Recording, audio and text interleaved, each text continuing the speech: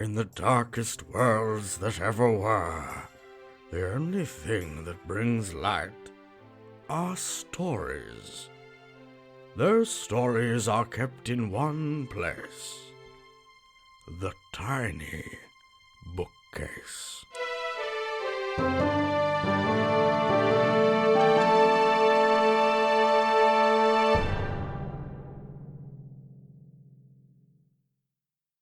Hello, explorers of the Sacred Library. I'm Nico. I'm Ben, and you're listening, as ever, to the Tiny Bookcase. However, as ever, we've got something a bit different for you this episode. There will be stories, 2 of them, 1 each. But this is a prelude to what's going to be going on in November on the Tiny Bookcase. We're going to be taking part in NaNoWriMo this year together and podcasting the whole experience. Now, this will be my first time taking part, Ben's second, if I'm right. So, should we have a quick run through what it is and how we'll be doing it? Yeah, that's probably a good idea. So NaNoWriMo it's short for National Novel Writing Month, and it's originally started in San Francisco, so it's an American thing in the 90s. I guess that's why it's National Novel Writing Month. But anyway, I did it last year, so it's irrespective of country borders, so you don't need to worry about that. And the idea is to write a novel in a month by doing a little bit each day for all of November. That's So quite intense, isn't it? it's intense. Like, it's pretty unrelenting. Like 30 days. The official word count for the challenge, or however you want to phrase it, is 50,000 words.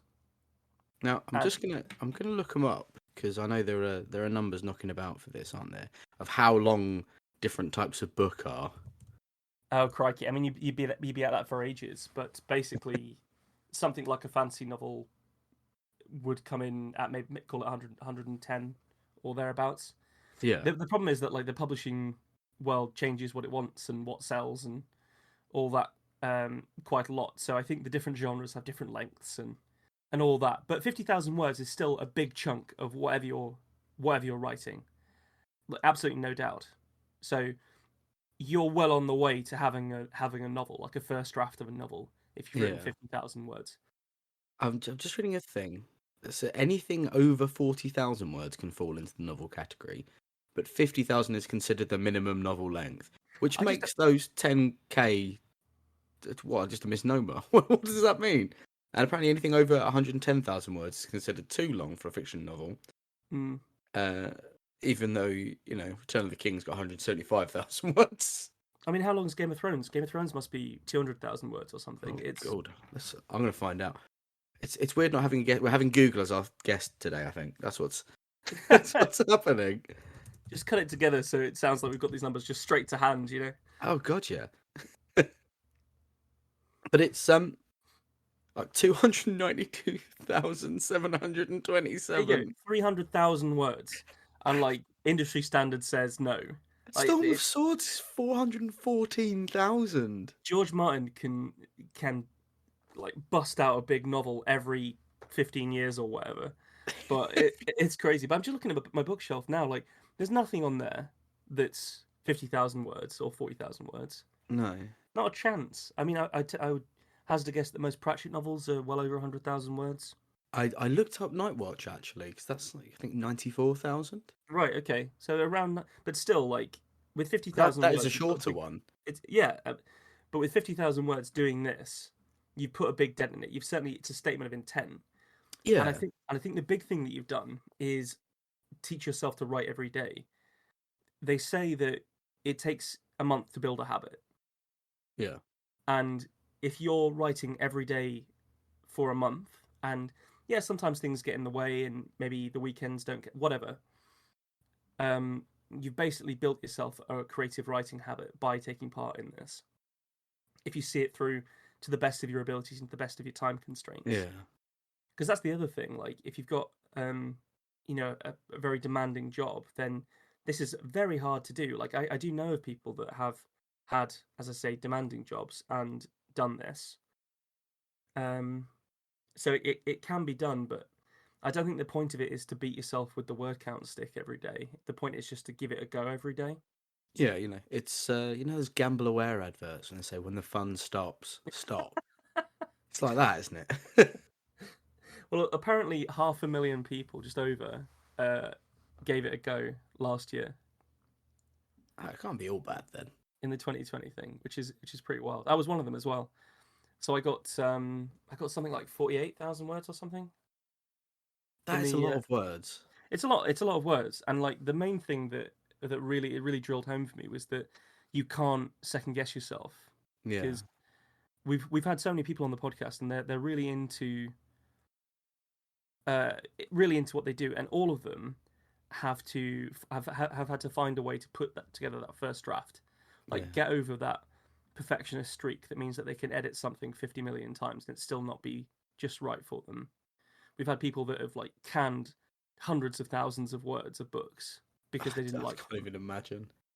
So I guess it is a bit of a dangerous habit that this NaNoWriMo thing is getting people into, but at the same time, like everyone that we've spoken to on this podcast loves writing and loves what they've put out there and is very proud of what they've done, and it's really exciting um, to be giving it a go yourself.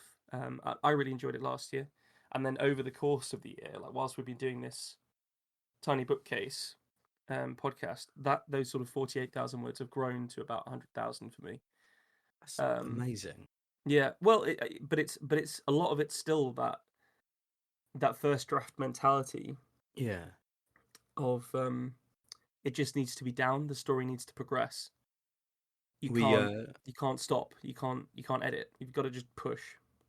we have a really similar thing in music that we call demo love, Right. which is that when you're writing a song, you'll keep adding and adding and adding and adding and adding stuff because you get used to the track that you've written. And you go, oh, wouldn't it be cool if we put a little fill here, or if there was a really high note here, or if it did this, or if it did this. And you end up with these massively bloated songs.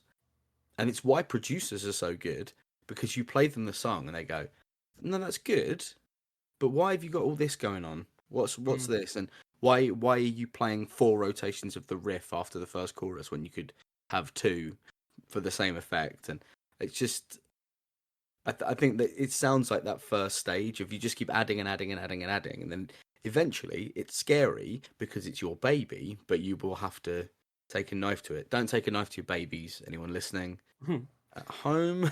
But I think you're probably spot on, but I think that's a problem down the line for most people.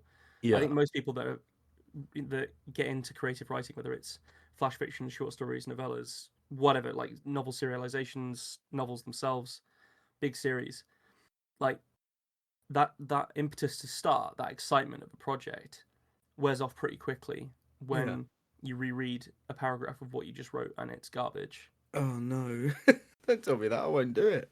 That's No, the I thing. have to do it. I've just committed on the podcast. Well, that's the thing. The point of it is to not look back. Yeah, You've got to achieve the word count before you can start screwing around with it. And I found it to be very useful because obviously I've done bits and pieces of writing in the past, and yeah, we've written a lot of short stories for this. But in particular, I felt that just the discipline and the devil may care attitude of just putting the words in every day yeah. or thereabouts was really helpful. Was really helpful. Yeah. See, this is exactly the sort of thing I would normally do, but I haven't done it. So, do you know how many words we've written each, roughly, for the podcast? Oh god, I've got no idea. How many stories have we written? Bloody loads. Answers on Like a 40? stamped envelope, guys. I think there's probably around 40 stories. Crikey, so we've probably done Fair amount. 60,000 words, give or take. Crikey, yeah. Um, That's yeah, quite a lot. yeah, I would say. But in little bursts, like one of the differences here, this is like an endurance thing, is that you're building a Yeah. massive story. Like it's so long. Like imagine if all of those stories that we've written were tied together. Like it makes it harder. Like our own MCU. Yeah. But then, so that's sort of what it is, and my outlook on it, and I think what their outlook is Yeah. on it. But it's important to note that if anybody's listening and actually wants to take part, you can totally do it. It's free. You just have to go on their website, and you don't even have to go on their website. You can do it yourself, obviously. Yeah. But if you do create an account on their website, they have a really helpful like tracker, and it helps keep you a little bit accountable, and you can say what the name of your project is. And there's also a really active community on there that chats about writing workshops and all that good stuff. It's all on there. I didn't actually do any of that last year, but I Oh probably no, will be doing this year. you should. Um, They can all chat to us on Twitter as well. Reach out and tell us I've done this much, and tell us off because we're probably not writing enough. yeah, By we, I mean me. what's your current word count? That kind of shaming, be Could leave you horrible. on red. Oh God, there's 2 blue ticks, mate. Oh no. Um, so yeah, so it'd be really cool if some people that were listening wanted to give this a crack and write along with us. Like, even if you can't, even if your job means that you can't do 50,000 words in a month, just this idea of giving it a go along with us, that could be fun. We could do it as a community. But what we'll be doing on the episodes that we're going to be putting out in November, they're going to be pretty quickly turned around because they'll be drawn from what's actually happening in that month. Yeah. Um, Kind of like a tour diary. Pretty much, yeah, yeah. We're going to be. The idea is Nico and I are going to be supporting each other through it, and the whole thing is going to. Each episode, you're going to get updates on how we're doing. We're hoping that we might be able to get some guests on to talk about their processes, either in past NaNoWriMos or if they're doing this particular NaNoWriMo. That might be fun. You know, some of the authors that we've had on in the past might well have done NaNoWriMo, so it's a pretty exciting concept, that. And then also we'll be probably workshopping some excerpts from the work in I think progresses that we're doing. So you'll be seeing like little can slivers only of be a good story from thing, us. can't it? Too. I mean, you've just literally said about trying not to go back, but if you hit that wall, I can't imagine there'd be much better than being able to say, look, I've reached this point. Where would you go from here? Because we're not necessarily then gonna follow that exact. We've got very used to writing to prompts, so Yes, if someone gives us an idea that we can then rumble around within the tumble dryer of the mind, I like that. yeah, Yeah. coming out like a little shrunk jumper that you've fucked. But this sort of brings us to the main crux of this, is that we've both got things that we're already sort of a little bit into. That I know it's definitely what I'm intending to work on NaNoWriMo. Is it the same case for yourself? You're gonna use it to teach yourself or something new? Do you think? As of recording, I'm actually not sure. Oh, This might well be done by the time that November rolls around. So it's quite likely that I'd either be working on the second book in this, mm-hmm. or if I've really hit a brick wall, then I'll be finishing this one. But I'll be sort of approaching it as a project. So this idea of 50,000 words, we've already sort of spoken about how it's kind of arbitrary. It's not really the length of a novel and all that kind Yeah. of stuff. So it'll be more of a project for me. But I'll be aiming to do exactly the same thing that you're doing, which is that amount of words in that amount of time. Well, Sure. we have two unborn novels at very different points at this stage, and I thought that it would be quite fun to read them out for you guys on the podcast, just a little taster, so you can see what we're working on that isn't short stories. Far indeed the opposite of short stories. The novels.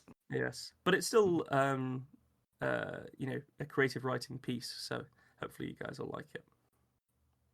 I'm going to make you go first because I thought you might. you've done more of it than me. You're about to start writing the sequel, so Oh no, did I crow? That's awful. you didn't crow. I'm just an asshole. Yes. Okay, I'll give it a go, and we'll see. So because this isn't a normally we jump straight in, but because this isn't a short story, it might require some actual sort of seating inside the larger context. Mine's quite simple in that regard. This is a prologue to the novel. I'm not sure whether this will actually be in the novel in the end, but I enjoyed writing it, and hopefully you'll enjoy listening to it. So here we go. Far below the cobbles of Culven's mesas, they found her. The cogturner's housing shaft, which had provided her with respite from the finders, now echoed with the sound of the tower's ethereal warning bells. The noise cut keenly into her perception, but did not eclipse her hearing. Saron knew only mages could hear it. With fingers made clumsy by fear, she lit the candle by her pallet bed and delved into the drawstring pouch she had kept on her belt for 3 months.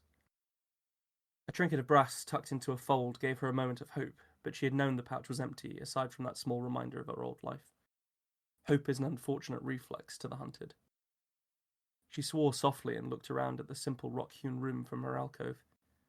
From the other bed in the room, she could hear the steady breathing of the cog-turner at his rest. Each set of rooms that were given to turners held space for a small family, though few had them. It was rare for a person to be willing to bind themselves to a turner. Those turners, their minds addled by the power wrung from them in the work sheds, didn't seem to mind on the surface. Yet what relationships they did have, they gripped with the same unrelenting strength they gripped the electrum handles of their cog station. She had felt a pang of shame for what she had done to secure her hiding place. One such half-lost turner, who went simply by the name of Deacon, had been her landlord for those long months. A small spell had been sufficient to convince Deacon's withered mind that she was his sister Rena, who had recently returned from the gorge. It had been the last spell she cast before distributing the warding sand. That sand had blanketed Deacon's billet in a fog of anti-magic. Warding sand was rare, and she had been forced to hurt a low-level clerk of the finders, who had worked in the evidence storage, to get it before her escape. She had been willing to do whatever was necessary to get out, to get away from the tower. And yet, she realized, she had let this happen. Her awareness of her situation had been dulled by the sand. As her wits had slowed, she had let her store of sand dwindle, whilst no other plan dawdled long enough in her mind to become tangible. And now, the finders' ravens had clearly found her. They did not like it under the earth, which had been the initial reason behind her hiding place within the turner's shaft. Yet their scent of her magic had not dulled in the months since she had fled the tower. The finders and their ravens had waited patiently for her to make a mistake. Damn her hands, she had obliged. "Rena, what alarum has sounded?" Deacon had risen from his pallet, rubbing sleep from his eyes. "I have not heard it since I forget when, though I recall the sound." From his ability to hear the finder's warning bells, she suddenly knew his potential must have been excessive as a child. She wondered that, had he been born into a family with money, perhaps he would have found himself in the tower alongside her. Perhaps, had she been born poor, she would have instead joined him at his electrum handles, with every turn of them wringing the sense from her head and the magic from her body. She turned to him, and with a sharp wave of her hand, she broke the spell she had cast over his mind. Saron already feared that she had accelerated his mental degeneration. The cost of his remaining mental faculties now outweighed her hopeless situation. They had found her, and a simple cog-turner was not going to be able to stop them. His reaction was slow to build, but gradually he seemed to see her for the first time. Then words formed on his lips. "Now then, who are thee?" But Charon was already busy slinging her few belongings into the leather carry-sack and cinching it tight diagonally across her chest. She wore Deacon's old simple tunic and trousers, the uniform of a cog-turner. Though she was not a match for Deacon's size and bulk, she was powerfully built from her years of training at the tower, and her belt took up the remaining slack in the clothing. Shillingstock had always said she could even make rags look good. It was one piece of his flattery she'd allowed to stay in her mind. And so, she stood proud for a moment, relishing the feel of danger. "My name is Saron. I have abused you and your hospitality. For that I apologize, but I must leave now." She hesitated for a moment at the simple wooden door. "When they question you, tell them I cast a spell upon you, and used this warding sand to hide myself. You have done nothing wrong." With that, Saron threw open the door and plunged out onto the iron walkway. The small candle lantern above Deacon's door threw its light out around her and into the shaft beyond. Saron quickly grabbed the railing and craned her neck to look up and then down. The concentric circular walkways which ringed the interior of the cog turner's housing shaft spread away from her in both directions. A cold wind rose through the chasm, causing Deacon's door lantern and the thousands like it on the multitude of other walkways to flicker. The shifting shadows cast by the movement danced across the rock wall by her, and Saron felt a wave of vertigo wash over her. Saron could feel that her magic was still partially stifled by her abuse of the warding sand, but she knew she was out of time. With a quick movement of her hands, she braced her body for the battle. Her eyes, Shillingstock had once told her, were the deepest blue. As she cast the spell, however, the candlelight illuminated their change to a bright purple shot through with flickering orange shapes. A shimmer of power cocooned her visibly for a moment before settling on her form. Her protection in place, she began to do the only thing she could do. Saron ran. The pounding noise of her boots on the wrought iron walkway echoed out across the shaft's gap as she ran towards the spiral stairway that would lead her up to the next level. It was never a good idea to look down whilst on the spiraling stairs. They were narrow, only wide enough for one man at a time to gradually ascend towards his working day. Between the wrought wells in the iron, the chasm below beckoned. Saron did not know how far they had dug in search of Electrum, but it was beyond the reckoning of her eyes. She took the steps quickly, stretching out her long legs and enjoying the exertion after so long cooped up in a hiding hole. She pounded up past tier after tier of Turner housing levels, hearing her heart beating hard in her ears as the blood pumped through her. Huge lungfuls of air kept her engine going. Somewhere in her mind, something clamoured for attention. That part which had been dulled in the Turner's billet was attempting to tell her something, and she stopped for a moment to try and comprehend what was happening. She couldn't hear the bells anymore. The stairway above her exploded in a shower of molten iron as a quivering bolt ricocheted off her protective spell. She felt the dent in her magic like a fist thumping her in the gut. The stairway sheared and buckled under her weight, swinging her out into the darkness. She didn't have time to think before she jumped. Saron felt her legs move on instinct. The empty darkness below pulled at her as she leapt from the collapsing metal stairway. She landed heavily on the walkway one tier down and felt something in her ankle snap. Saron bit down on a scream and used the railing to scrabble up to her feet. The stairway she had been on was leaning out over the chasm at a wild angle. The metal where the bolt had struck above her was cooling rapidly into strange patterns, whilst the supports below where she had been stood were warped from her weight and the sudden impact. The next section of stairway hung waiting, inaccessible, 20 feet above her. A wave of pain emanated from her ankle and rose to her brain, making her dizzy. She closed her eyes for a moment and took a deep breath to master herself.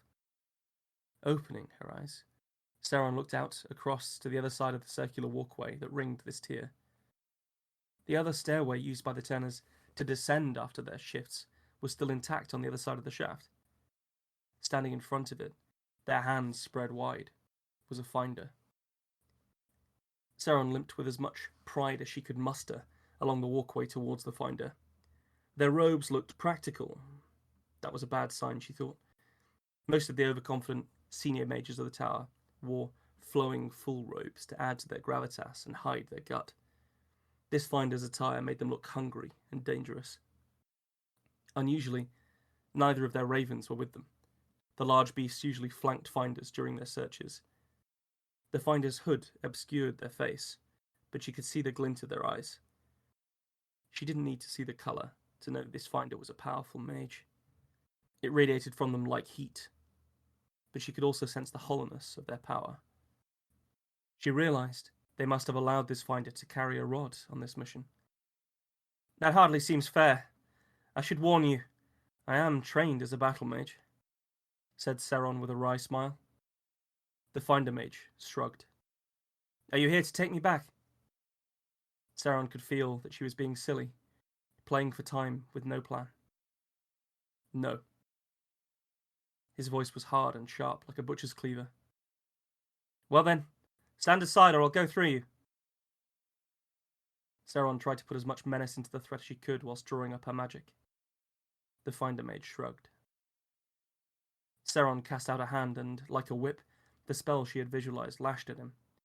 The force of it striking his protection crackled into the air around them. With no time to be surprised at the strength of his protection, She struck again. This time he reacted and pummeled back at her. The blows landed like chops from that cleaver voice of his. She had felt her own protection waver almost instantly. Desperately, she flung both hands out and clapped them back in together. The net spell compressed their savage blows together, and the inverted force of the collision dragged them both towards each other. She heard the Finder Mage's boots whine over the wrought iron as he was pulled. The tread on her own boots also failed, her ankle sending large shouts of pain through her, and the two collided awkwardly. She felt his collarbone clack against the jaw, and smelled the tower on him. With a moment of quick thinking that even Shillingstock would have found remarkable, she pushed a hand into the Finder Mage's robes. Her gambit immediately paid off as she tore the humming electrum rod from his belt. She felt the power of it seep into her, and giggled at the heady sensation. What did it matter that all these turners cast their minds away, when power could feel this good? Saron untangled herself from the Finder Mage and stepped back, the pain in her ankle forgotten. She smiled broadly as the immense power radiated through her. The rod felt glued to her palm by a kind of magnetism she could not explain. Saron looked at the Finder Mage and shouted triumphantly. She examined the face that held her jubilant gaze.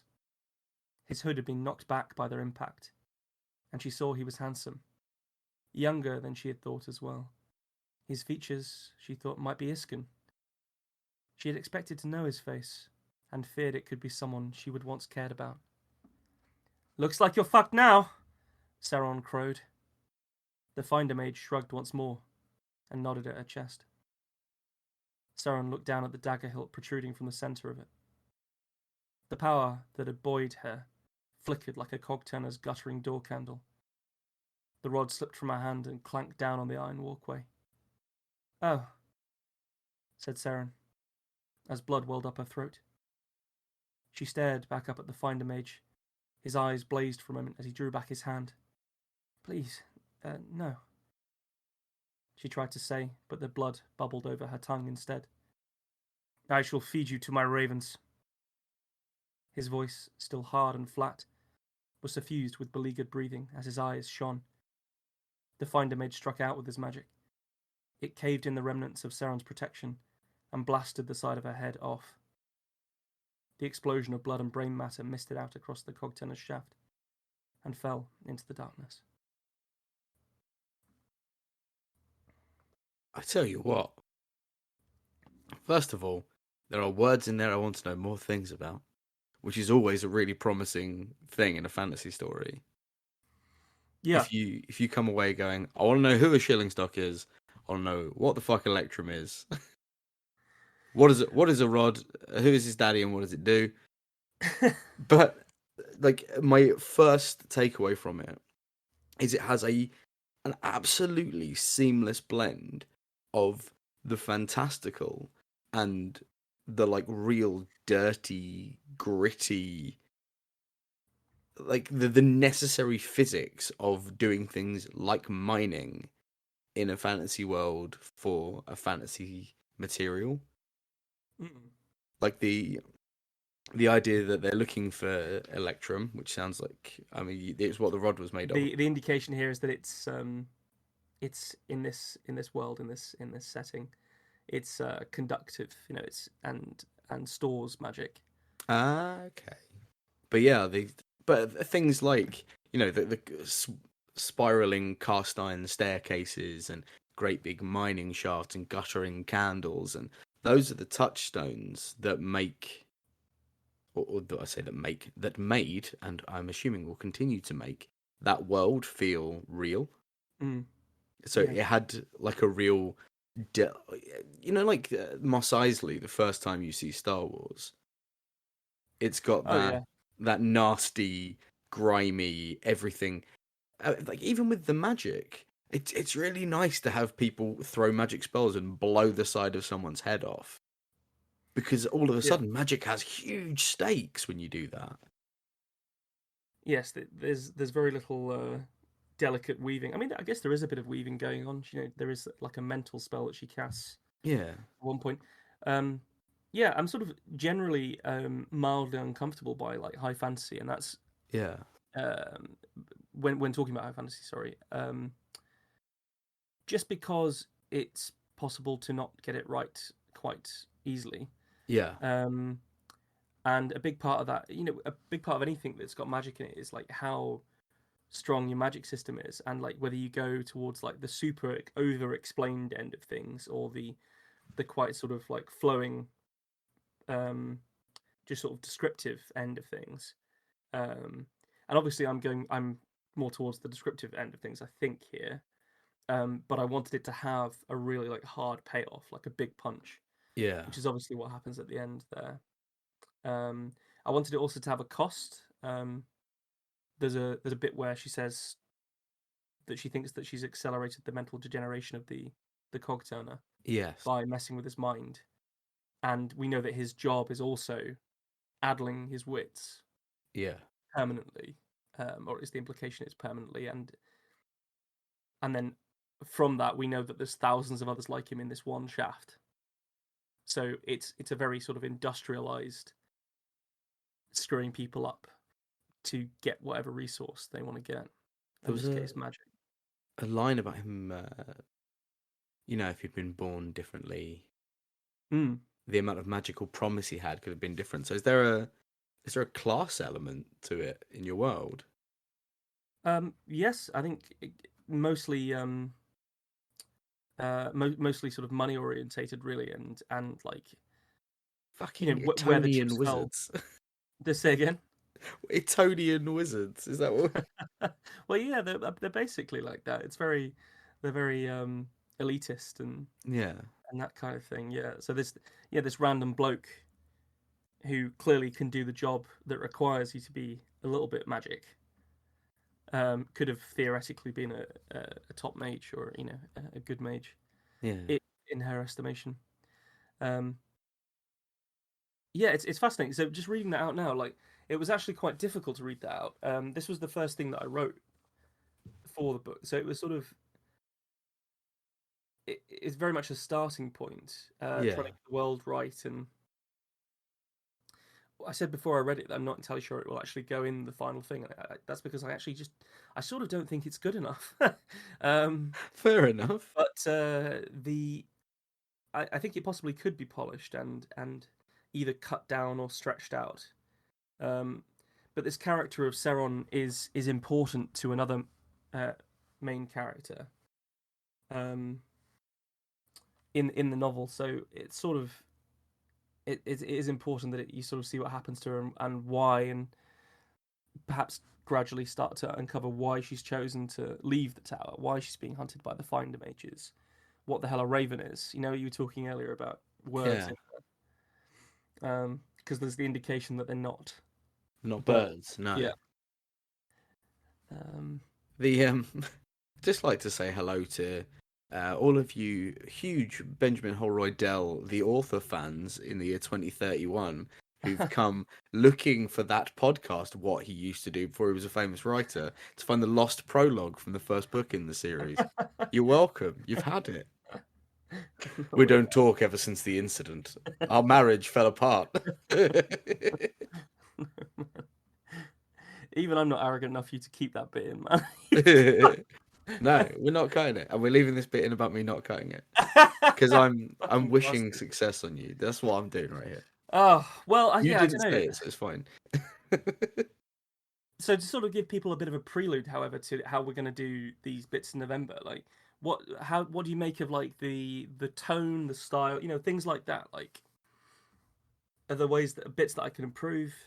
If Bits that didn't you make had sense? said this is chapter 1, Yeah. I don't think it would have worked quite as well as you saying this is the prologue. If you get what I mean. The character died in the first in the last paragraph. No, that I don't mind. But it does a very prologue-y thing of imagine you're cooking the meal and I walk in and you scooped a bit out of the pan and you went, try that for me. I go, oh yeah, that's nice, I like that. And you say, good, I'll bring you your meal when it's finished. So now I'm intrigued about the meal, but I haven't eaten the meal. And it does that very well, but without the context of the book, especially where you said, that world has grown a lot. It would have worked as a short story on the podcast. And I almost think it wouldn't have worked as a short story on the podcast. Like, possibly not because of the promise of how much it's leading into and not explaining. Yeah. Yeah, it doesn't really deliver anything inside the, in the same way that a short story does inside that amount of words. Yes. So the point of it, I mean, there is some debate about whether you should have prologues in your books anyway, rather than just sort of getting down to it and getting stuck in, or etc. But in particular with a fantasy novel, you can sort of see why. Like, the intention of this piece is to try and get people excited about the bits and pieces that are going to build into the world.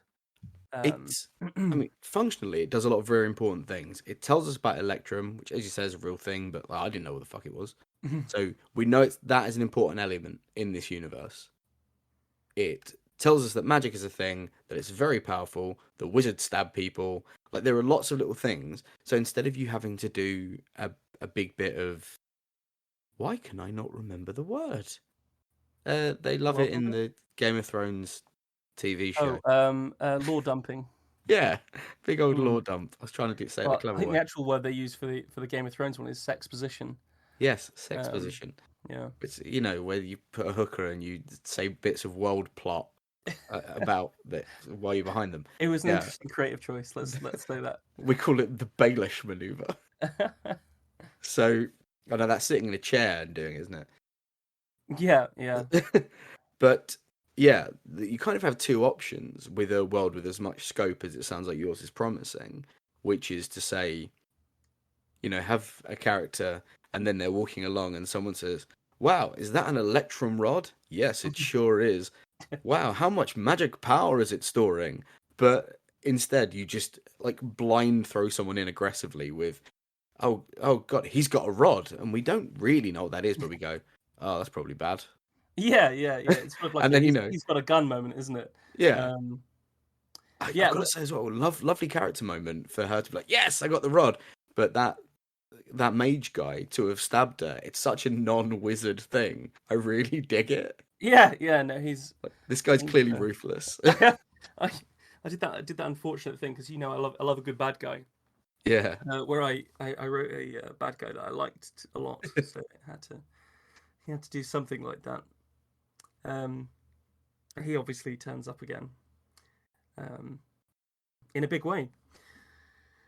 But yeah, you got him in a bar, just saying, "No, I completely blew the side of her head off. I didn't even mean to." So it was that the intention with the rod thing was obviously that came from an idea of like trying to figure out a way to do like a wizard's wand, but give it some societal impact. So we know that there's some sort of link between how they get magic into the rod and how the cog-turners are an oppressed working class. Yeah. So you were saying, is there a class? I mean, there's definitely class in here. Yeah. It's just a bit different, and some of it's allegory and some of it isn't. Yeah. Okay. This might be a weird question, but have you got a name for the book yet? The concept, yeah. Basically, I think the first one is, it's definitely going to involve the word recalcitrant. Okay. Of course it is. So I think it might just be, it's something like the recalcitrant might be the first one. Or that might be the name for because I don't think you can really start writing a fantasy book nowadays without thinking about how it's going to be a trilogy. The recalcitrant. I can't even say it. The recalcitrant trilogy, yeah. Yeah. So it's definitely got, and like you could do like a full Stephen King thing and say the first one's called The Tower and then go that way, or I don't know. In all honesty, I don't know. I don't know what the title is yet, but The Rod. The Rod, yeah. I asked because what I'm going to read, I haven't even got the tiniest inkling of an idea what to call it. And I'm normally really quick with naming things. And I don't know if that's a good or a bad sign that I don't know what I want to call it. So I just wondered, what was your process like for naming this, by the way? Is it something in world that you'd named and you thought, yeah, that would sit well as a title, or? So I wanted to come up with um, I'm a big fan of cyberpunk. Yeah. Um, so the initial concept grew from this idea of lore punk, um, Okay, I like it. which might be already some people may have already come up with it. I guess I don't know whether this is something that somebody else has already done in terms of talking about the genre and the subgenre. But I would say that this is a subgenre of low fantasy called lore punk. Yeah. Um, and it's this idea of um, so if you have like cyberpunk or biopunk, that's what the world turns on is the first word. So the in biopunk it's like interesting biological processes like growing Yeah. like GMO crops and all this kind of shit. And cyberpunk it's like cyber technology with the arms stuff. So in this, it's the idea is that it's like folklore and magic are what the world turns on. So it's like, I guess another word for it would be magic punk, um, because it's also sort of very much like against the system, which is Yeah. it's a classic thing. That's where you get the punk thing from, I guess. Yeah, yeah, yeah. Um, and then I was sort of thinking, what is, if there is an established magic thing, and then the word recalcitrant just sort of came to me. It means to sort of step away from an organization and or Yeah. denounce it.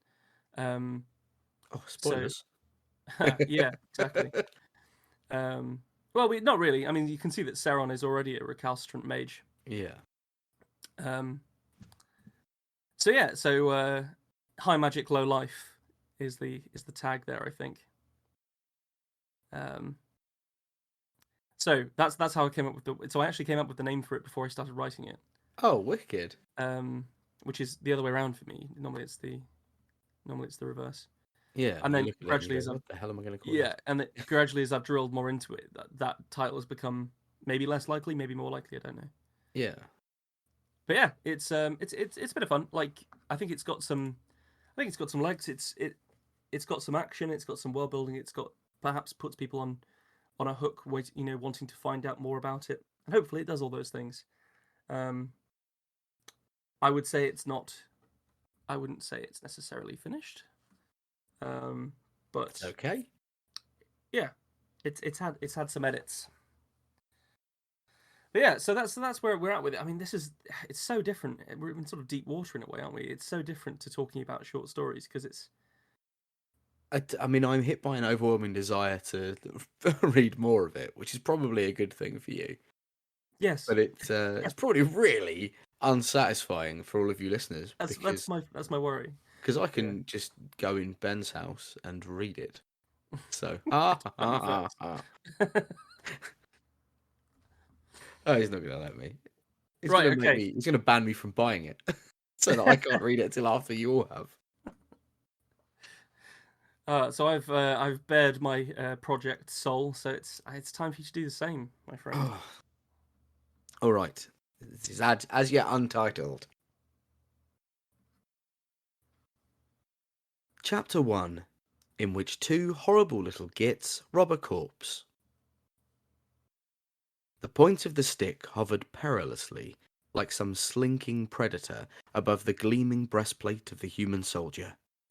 With a jutting motion, the wood bumped angrily off of the metal surface, bowing slightly as the force behind it was met by the human's impressive mass. "Is it dead?" Scab's voice chirped, like a swallow drowning in syrup. His beady eyes flashed along the length of the fallen man, from his well-worn leather boots to the jagged stump that stopped right where his beard used to start. "Yeah, I think so." Prig nodded solemnly. He was, after all, of the pair at least, the most versed in human behaviour. This one hadn't even sworn at him when he'd prodded it. It was most likely dead. Scab scampered the half-dozen feet to where the human's head was buried in the snow. One eye drooped onto the cheek below the socket, a small amount of jelly oozing from it like an overripe fruit.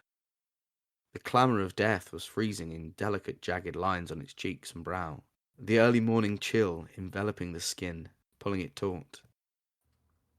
"He's definitely not well. He's gone all blue like."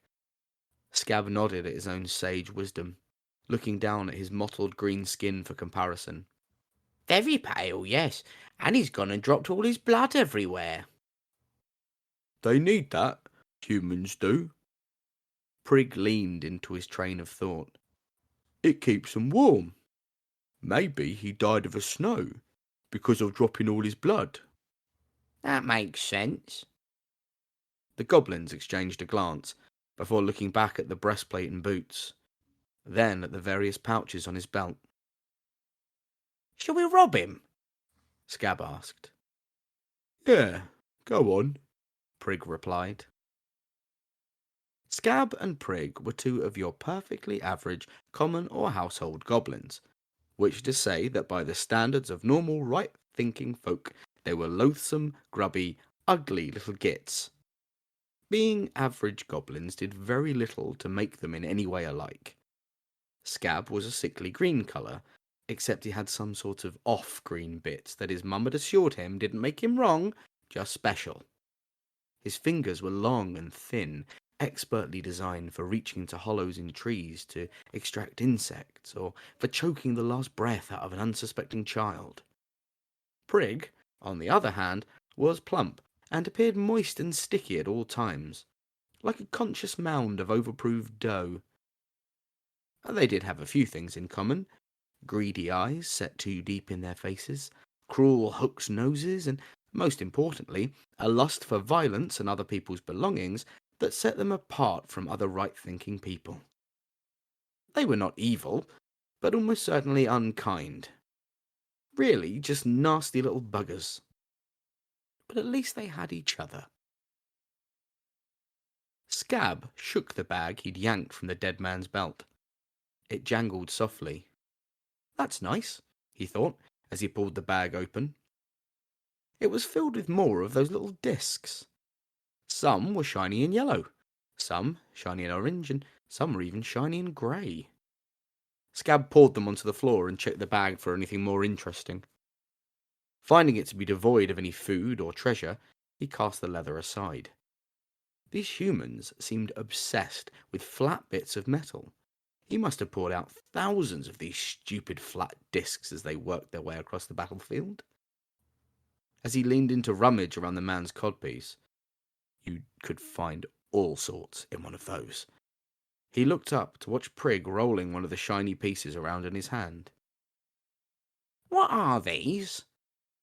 Scab kicked at one of the mounds of jangling discs, sending a couple skittering away across the snowy rocks. Prig lifted his eyes from the coin and took a deep breath. His brain cogs were spinning at a hell of a rate. The smoke of his thought process threatened to leak out of his ears at any moment. Well, they is sort of memories, you see. Prig had fixed his train of thought in place, its wheels grinding against the meaty bit where his head connected to his pudgy body. If you was to take a look at one of them, say this yellow fellow. He flashed a piece of hammered gold at Scab, before spinning it to face him with the back side. The heavily mustachioed face of the Emperor stared stoically out of it, his brow set heavy, as though he contemplated the weight of the entire world. Yes, I's looking now. Scab scrabbled and found a yellow disc in the snow. Well, see that bloke? He is their dad, and when they miss him, they do little pictures of him, see? But they's all the same, Scab interjected, really uncertain about this one. Well, yes, Prig swallowed. But they do loads of them, don't they? So they're very good at it now. And these grey ones? He flashed a glance at the heavy bosom of the Empress. The artist seemed to have put a lot of work into getting that into the picture. Maybe so you could tell it was a lady one. This is their mum. And the brown ones? This copper coin was turned in his hand, revealing a simple drawing of the grand throne in the imperial palace, its high back dotted with jewels. These brown fellas, that's their house. See, they miss all of that, see? Prig stopped speaking and his brain settled back into a mound of gelatinous fudge. He'd been using it an awful lot since he met Scab, both of them wandering their way south like a pair of aimless birds in winter. Ow! Scab took the coin he'd been using to root around in his nostril out of the gunk-filled cavity. Little flakes of half-frozen filth cascaded from the orifice. "That's very strange. Weird, these humans, ain't they?" Prig could only nod in agreement. They were bloody weird. These ones have been incredibly careless. A little bit of snow, and they'd all slipped over, dropping their blood. Still, at least that meant they didn't need all their stuff anymore. Prig needed it, though. Scab, too, a bit, if he was honest about it. But he wasn't a massive fan of sharing, though. The company had been nice, but that was about the extent of it. There was a sound. Something snapping a short way off. Prig froze in place. His podgy face paled slightly. "Oh, bugger," Prig muttered. Something here was alive and moving about. That absolutely was not the plan. He rummaged quickly through what he'd found on some of the humans. Some dried meat, a bit of hard cheese, a stick that made a nice noise when you turned it over, like rain pattering on a leafy canopy.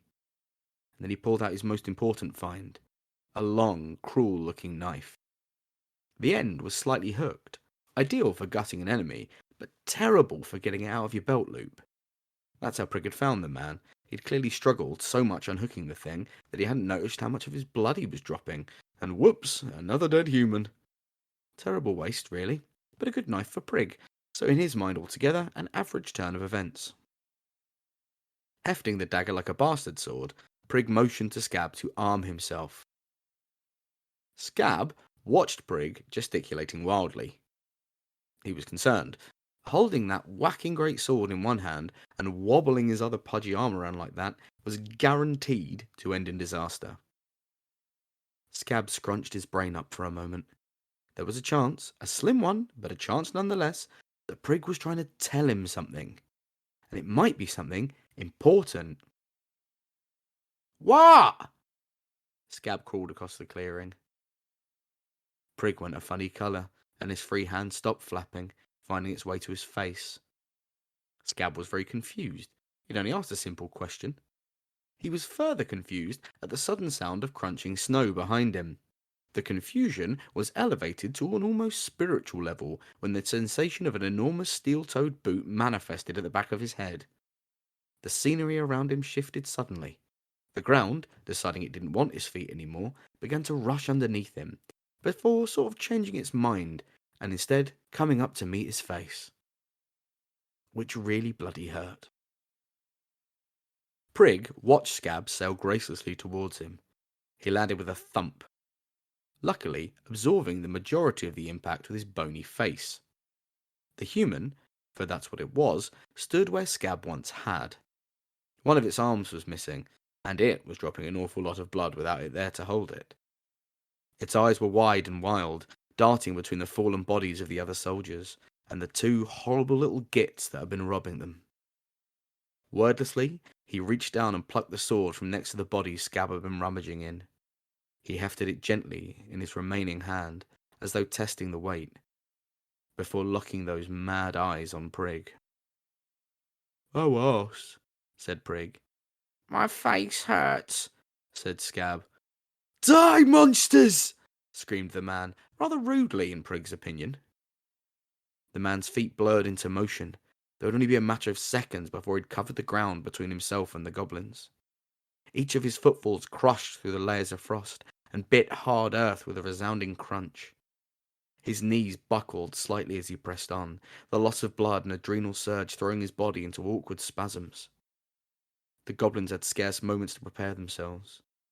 Prig turned his foot to the side as though to have better purchase. Then, spinning his not inconsiderable body weight on it, he began to leg it. Scab continued to lament his fate. This did not, however, last long, as the human, its cold blue eyes locked on Prig's back, stood on Scab. "You bar!" The scream tore itself from Scab's lips as the man lost balance, his enormous weight and collapse into exhaustion sending him hurtling down to the goblin's level.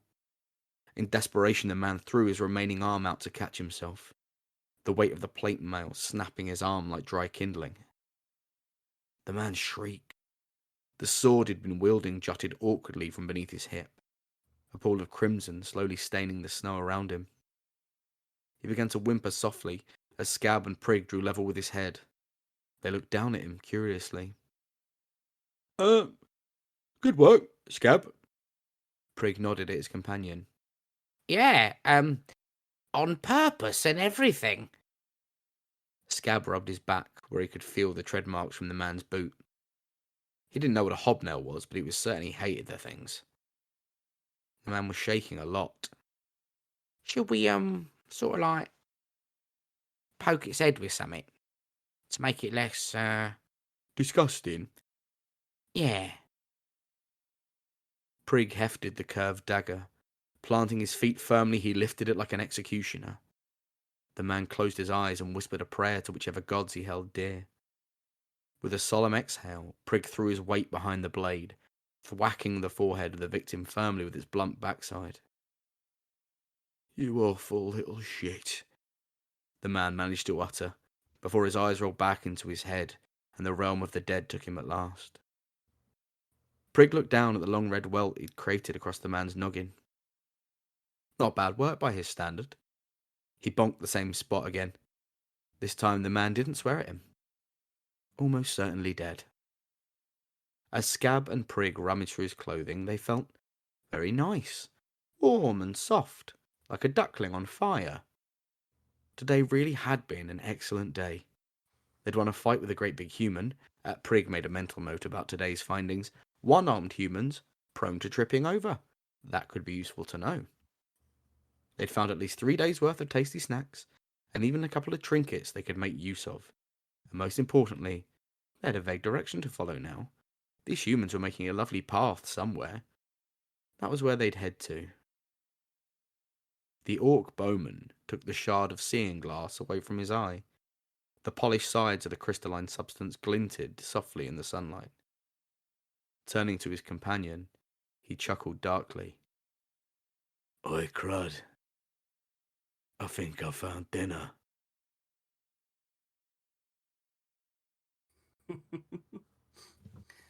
I actually couldn't imagine a more Nico story.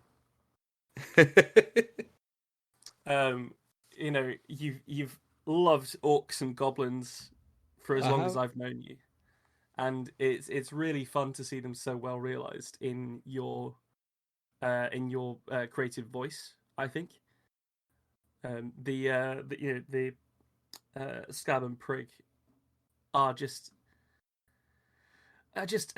like horrible little shits, aren't they? Like it's just It's dreadful. It's great. It's dreadful little sods. But like that perspective that you're bringing to it, that angle on the world is really interesting, and really engaging as well. This, you get a lot of short stories written like it, or poetry even written like it, where the aim of the game is to try and figure out what the narrator's actually talking about.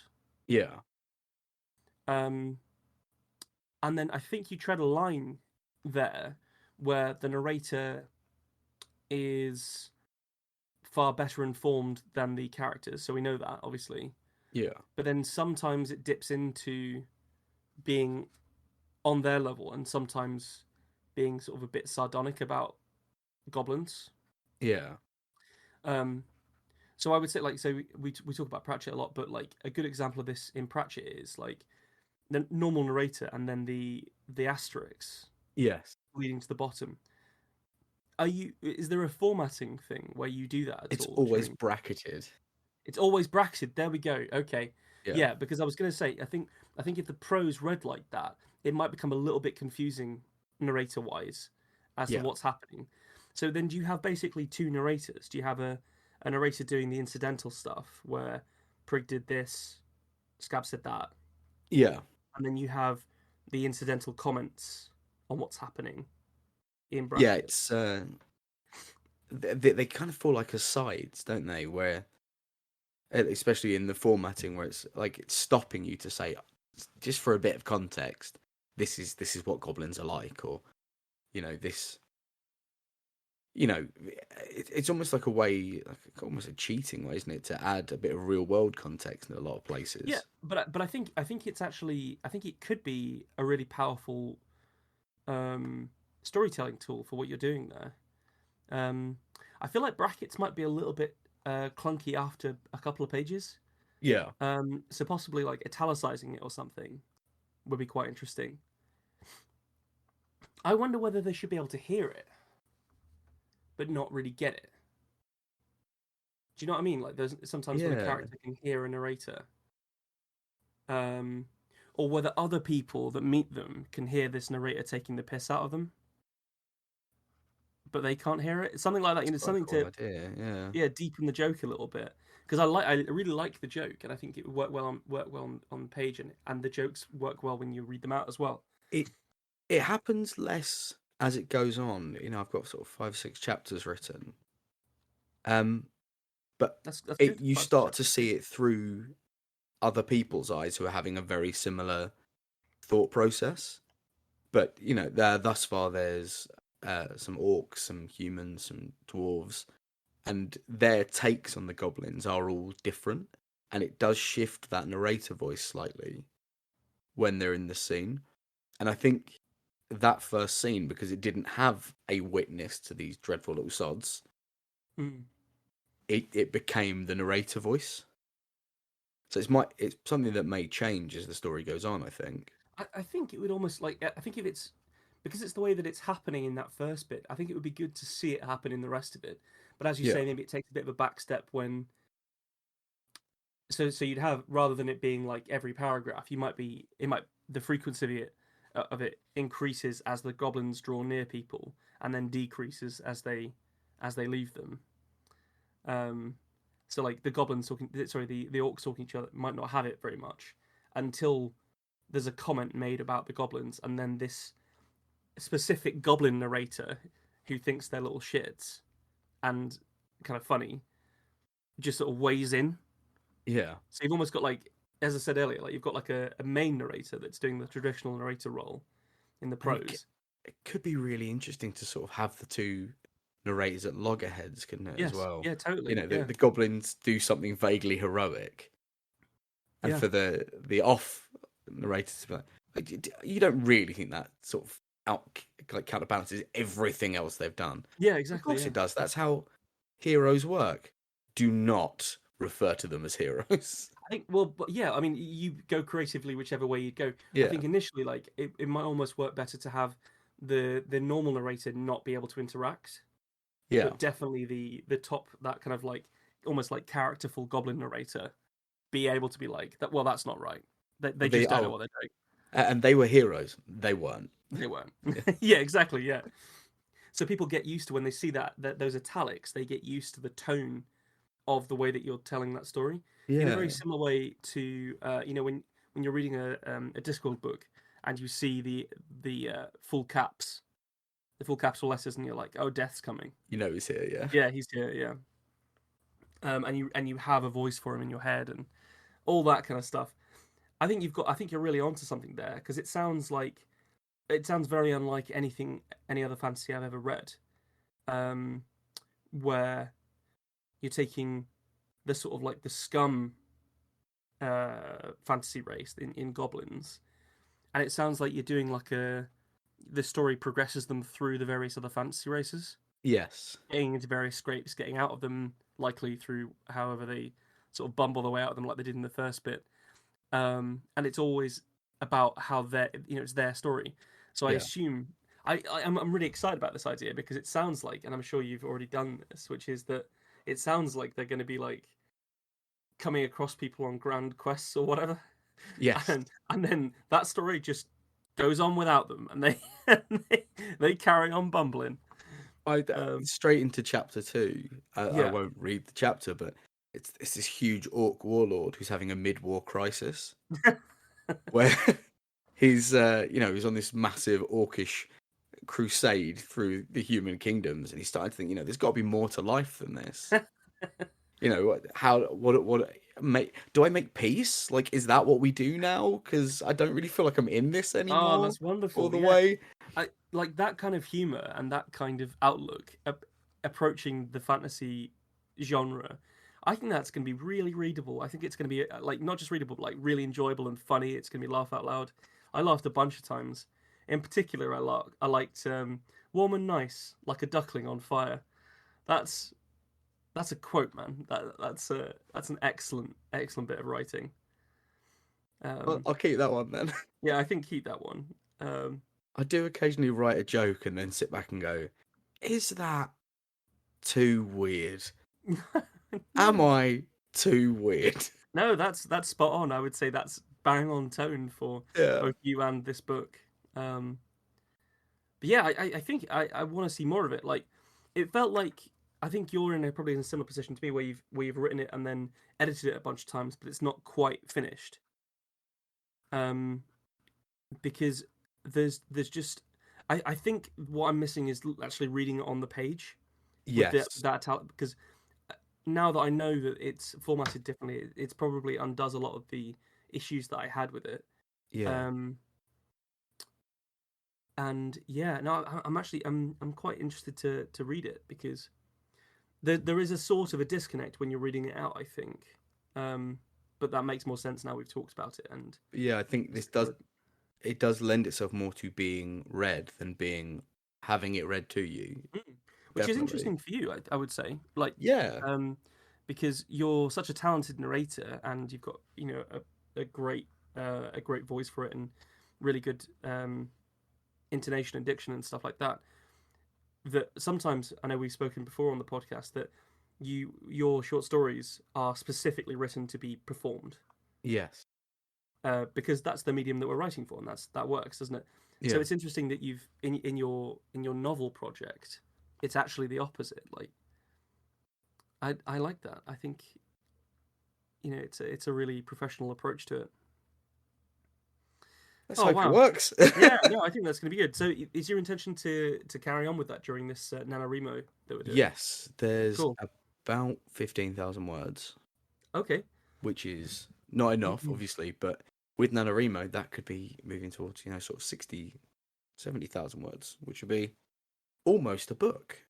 And then I write another sort of 80,000, then we delete 50,000, and then we, go back and forth forever and always.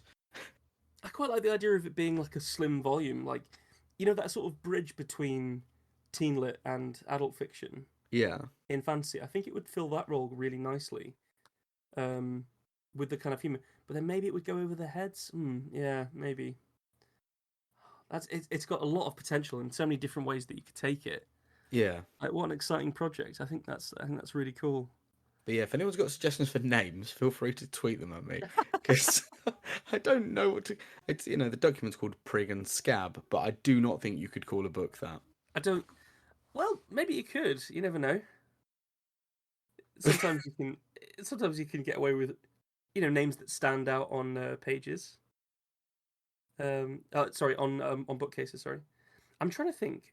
The only other thing that I've read that's like this, and it's not in the same way as the comedic tone that you've gone for, is the book Orcs by Stan Nichols. Yes. Where it's from the point of view of a war band of orcs, basically in trouble. Yeah. And that was great. I really enjoyed seeing it from a different perspective. So now with this added layer of the comedy aspect and sort of a bit of a deconstruction of the genre, a bit of a pastiche of the genre, isn't it? The way that you've actually inverted the narrative. Yeah. I think that's fascinating. I think you're really onto something there. I think the thing that makes it fun is that everyone else in this world has the same level of dramatic irony that we do, because they're all aware of the conflict and the sort of traditional position for these races. But these two just don't know. They don't know who's friends. They don't understand what's happened on a battlefield where people have clearly been slaughtered. It's just quite fun to me, the idea of these two walking around with no idea at all what they're getting into. Maybe that's because that's how I live my life. That's just before we move on. There was a bit where they, I really like all the stuff about the coins and not knowing what they were and our coins' memories, and yeah, that was really cool. There was a bit where there was a description of them not finding treasure. Did I miss it, or did you then define what they classified as treasure? That is described later. Okay, it might be worth doing that inside that first bit, Okay. Somehow, or at least hinting towards what they would consider treasure. I know I made mention of the rain stick in that bit. Yeah, they liked the rain. Yeah, the rain stick. That was fun for them. I have a little bit later on about how goblins, they love stuff. Anything that makes a noise is pretty good. Anything shiny but without a function, they like. So why wouldn't they like coins then? Oh, that's a point. Yeah. See, they really want the gem off the top of a sword later, but they don't want the sword, even though it's a magic sword. They don't care about that. They just want the gem. I think from a world building perspective, it's an idea to really nail that and Yeah. like screw it down, so that all the jokes hold true through it. Yeah. But yeah, that was my only bit of that, and possibly changing it to italics. Yes. I like it. I'm really excited for you, man. We'll keep at it. Yeah, definitely keep at that. I'd definitely like to read more of it. Well, I guess there we go. We've had two stories. Both are sections of a story rather than a full, complete short story. But hopefully, you enjoyed the storytelling and the promise of what's to come. We'll be doing similar stuff in November, won't we? We will. Yeah. So yeah, we hope you enjoyed what you heard. Do feel free to tweet at us, which is at BookcaseTiny. If you've got any comments, any criticisms, let us know if you're going to be joining in. And you can also tweet at NaNoWriMo, which is NaNoWriMo. That's the official Twitter for NaNoWriMo. So, let them know you're joining in, let us know you're joining in, and God, let's all write some books together, gang. Definitely write some books together. You can create the on their website NaNoWriMo.org. You can create your create your account and log your project, and you can keep track of how many words you've written each day, and it gives you some cool charts on like now how much you have to write in order to keep on track, or this kind of thing. You can get really into it if you're a bit of a data freak like we are. So we'll see you guys next week with another normal episode, but we hope you enjoyed this, so brace yourself for quite a lot more of it in November, and we'll see you back next week. Novels! Thanks for joining us for this episode of The Tiny Bookcase. Remember to subscribe, otherwise you're going to miss out on the future fun. Also, tell a friend. If you like this episode, link them to it. We'd be tremendously grateful. You can follow us on Twitter at BookcaseTiny, Facebook at The Tiny Bookcase, and Instagram at BookcaseTiny for updates. Speaking of supporting the podcast, well, magic can only take one so far. The Tiny Bookcase is supported by the generosity of its patrons. Those kind souls have really kept my belly full the last year. Let's cast a spell for them, shall we? For magnificent beardery, let's cast the Chinicus folliculale spell on Gary Laird. For rich ginger tones on the scalp, let us cast the Orangi Hedondo spell for Scott Byrne. And for general fabulousness, why not the Ooh La La, How's Your Mother spell on Matthew McLaren?